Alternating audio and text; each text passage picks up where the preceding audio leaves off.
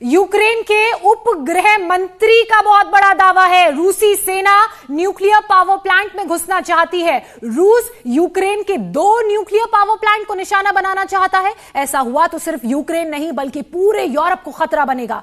Ukraine में 4 nuclear power plants में से 2 में घुसने की कोशिश है जो साउथ में है। बिल्कुल, एक बार हम बता दें क्या लिखा गया है। रशियन ट्रूप्स यानी कि रशियन जो ट्रूप्स हैं वो घुसना चाह रहे हैं 2 न्यूक्लियर प्लांट्स पर साउदर्न यूक्रेन में इस वक्त। और साथ ही बताया जा रहा है यूक्रेन की जो डिप्टी मिनिस्टर है इंटीरियर यानी कि उपगृह मंत्री हैं, उनका यह कहना है कि इसलिए डर है कि ये बड़ा कुछ डिजास्टर हो सकता है and this is a threat not only to Ukraine but to all Europe, ये बताया जा रहा है। लेकिन सबसे बड़ी बात है कि जिस तरह के हालात हैं उसमें रूस कभी ये नहीं चाहेगा कि वो उस पर कब्जा करना चाहेगा, जिससे कि राठौर सर इस पे कोशिश ये होगी कि आप इन जो पावर प्लांट्स इनको कैप्चर कर लिए जिससे कि आप सप्लाई रोक सकें।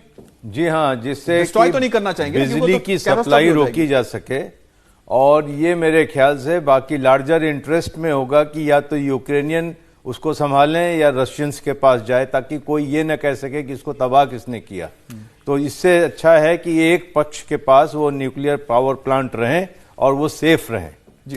तो ये एक चीज को देखना बहुत जरूरी है। और जैसे कि आपने देखा था कि चेरनोबिल के पास से रूसी सेना जब गुजरी थी तो पूरे दुनिया की निगाहें थी कि वहां पर रेडिएशन लेवल क्यों बढ़ रहा है।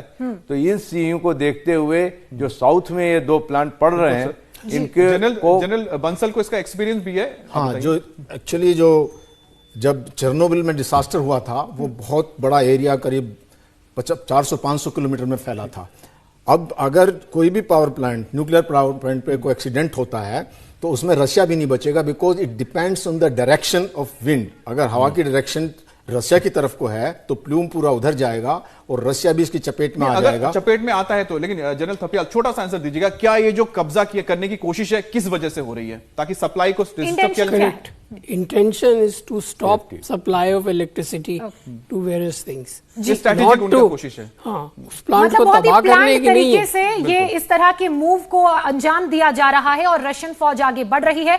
वहीं यूक्रेन का दावा है कि उसके 2 न्यूक्लियर प्लांट्स रूस के निशाने पर हैं। लेकिन अब आपको दिखा देते हैं कि न्यूक्लियर हथियारों में कहां ठहरता है रूस। तो देखिए, जिस तरीके से रशिया की बात की जा रही है, परमाणु पावर रूस की जो ताकत है उसका भी हम जिक्र कर लेते हैं मनीष। इंटरकॉन्टिनेंटल बैलिस्टिक मिसाइल्स 1185 हैं। इसके अलावा सबमरीन बैलिस्टिक मिसाइल 800 हैं और एयर न्यूक्लियर बम 580 हैं। और यही न्यूक्लियर ट्रायड पूरा करता है। आपको ध्यान होगा 2 दिन पहले व्लादिमीर पुतिन ने अपने डिफेंस मिनिस्टर को कहा था कि न्यूक्लियर कैपेबिलिटी के साथ वो पूरी तैयारी के साथ रहें। और फिर डिफेंस मिनिस्टर ने कहा था कि वो न्यूक्लियर ट्रायड के तौर पर तैयार है। और यही है वो जो दिखाता है इस समय रशियन न्यूक्लियर पावर, जिसमें न्यूक्लियर कैपेबिलिटी के लिए एयर, ग्राउंड और वाटर तीनों जगह इस समय रशियंस का डोमिनेंस है। और यही वजह है कि चाहे 1971 का युद्ध हो या फिर आज के हालात, भारत के लिए भी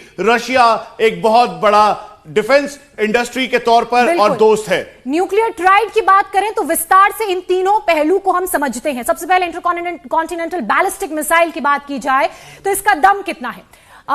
1,18,000 किलोमीटर से ज्यादा मारक क्षमता इसकी है। तो ये रेंज आपको हम बता रहे हैं। इसके अलावा एक महाद्वीप से दूसरे महाद्वीप तक लक्ष्य करना इसकी ताकत है। अंतरिक्ष के रास्ते टारगेट पर निशाना ये लगा सकती है। इसके अलावा परमाणु हथियार के साथ मारने में भी सक्षम है। 30 मिनट में मॉस्को से वॉशिंगटन तक इसका टारगेट है। तो ये इसकी क्षमता है। और इसीलिए इंटरकॉन्टिनेंटल बैलिस्टिक मिसाइल को सोचे समझे तरीके से मॉस्को की सड़कों पर उतारा गया। और वहां पर व्लादिमीर पुतिन ने बिल्कुल क्लियर किया कि दरअसल यह बिल्कुल क्लियर था कि जैसे ही फास्फोरस के यूज की बात आई, उसके अलावा इंटरनेशनल प्रेशर, नेटो देशों का प्रेशर पुतिन पे ऊपर पड़ने लगा, तो अपनी न्यूक्लियर कैपेबिलिटी को दिखाने के लिए उन्होंने आईसीबीएम साथ में अपने जो बॉम्बर्स हैं वो दिखाया कि वो पूरी तरीके से न्यूक्लियर कैपेबल हैं और वो सक्षम है किसी भी वक्त अपनी न्यूक्लियर कैपेसिटी के साथ। मनीष, न्यूक्लियर ट्राइडेंट का दूसरा महत्वपूर्ण अंग रूसी एयर न्यूक्लियर बम, इसकी ताकत का भी जिक्र कर लेते हैं। परमाणु क्षमता से लैस है किंझाल मिसाइल। किंझाल की रेंज 2000 किलोमीटर तक है। मिग 31 लड़ाकू विमान से होता है, इसको लॉन्च किया जाता है। इसके अलावा 100 किलोमीटर के दायरे में जो इसका तबाही का असर है वो देखने को मिलता है और ये बहुत बड़ा इंपैक्ट है जिसकी हम बात कर रहे हैं। ये एक साइकोलॉजिकल वॉरफेयर के तौर पर आप इसे देखें। उसकी वजह है कि जैसे ही रशिया के ऊपर प्रेशर पड़ने लगा नेटो देश का, यूएस का, उसके अलावा बाकी देशों का, तो फिर रशिया ने बताया कि आई एम द बॉस, मेरी न्यूक्लियर कैपेबिलिटी बहुत ज्यादा है। उसके अलावा जो इस समय फेज वाइज फेज मैनर में वो यूक्रेन के ऊपर दबाव बना रहा है, तो वो तस्वीर दिखाने के लिए ये न्यूक्लियर ट्रायल यूक्रेन के ऊपर दबाव है, लेकिन साथ ही साथ आपको बता देंगे दबाव किसके ऊपर हो रहा है, नेटो देशों के ऊपर। इंडिया टीवी हर वक्त हर जगह डाउनलोड करने के लिए सर्च करें India TV news Google play store या ऐप स्टोर पर।